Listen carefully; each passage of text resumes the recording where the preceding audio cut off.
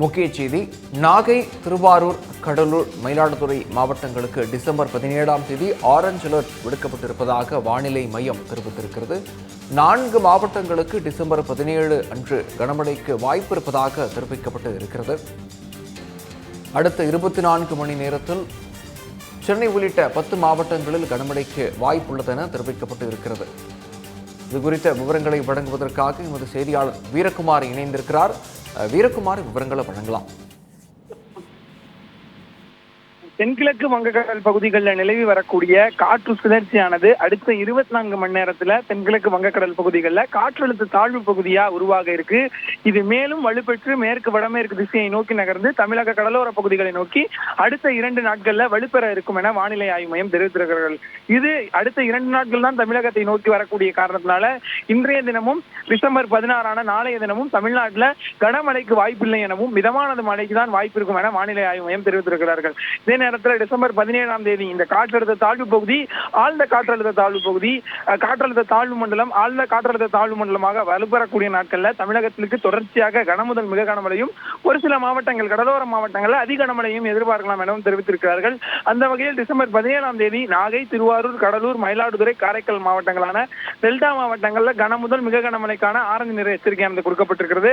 அதே போலவே தஞ்சாவூர், அரியலூர், பெரம்பலூர், புதுக்கோட்டை, திருச்சி, கள்ளக்குறிச்சி, விழுப்புரம், செங்கல்பட்டு மாவட்டங்களில் கனமழைக்கான மஞ்சள் நிற எச்சரிக்கை கொடுக்கப்பட்டிருக்கிறது.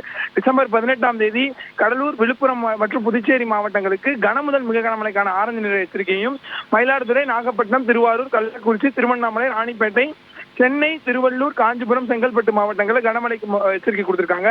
டிசம்பர் 18ஆம் தேதி வட தமிழக பகுதிகளான சென்னை, செங்கல்பட்டு, காஞ்சிபுரம், ராணிப்பேட்டை மாவட்டங்களுக்கு கனமழை எனவும் தெரிவிக்கப்பட்டிருக்கிறது. அதே போல டிசம்பர் 19ஆம் தேதி திருவள்ளூர், காஞ்சிபுரம், ராணிப்பேட்டை, வேலூர் மாவட்டங்களில் கனமழையானது வாய்ப்பு இருக்கும் என தெரிவித்திருக்கிறார்கள். டிசம்பர் 20, 21க்கு பிறகு தமிழ்நாட்டில் கனமழை குறைந்து மிதமான மழையானது பெய்ய வாய்ப்பு இருக்கும் என தெரிவித்திருக்கிறார்கள்.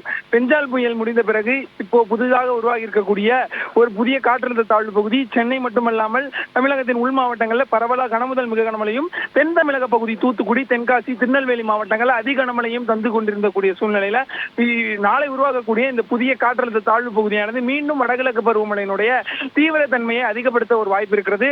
குறிப்பாக டெல்டா மாவட்டங்களிலும் வட தமிழக பகுதிகளிலும் தமிழ்நாட்டின் உள் மாவட்டங்களையும் கடலோர மாவட்டங்கள், புதுச்சேரி, காரைக்கால் பகுதிகளில் கனமுதல் மிக கனமழையை எதிர்பார்க்கலாம் எனவும் தெரிவித்திருக்கிறார்கள். சென்னை மற்றும் புறநகர் மாவட்டங்களை பொறுத்தவரையில அடுத்த 24 மணி நேரத்திற்கு வானம் மேகமூட்டத்தோடு காணப்படும் எனவும் நகரின் ஒரு சில பகுதிகளில் மிதமான மழைக்கு வாய்ப்பு இருக்கும் எனவும் தெரிவித்திருக்கிறார்கள்.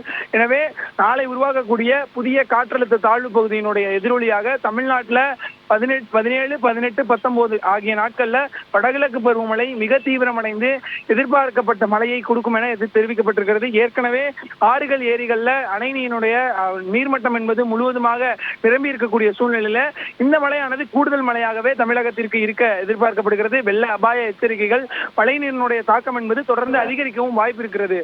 விக்னேஷ்,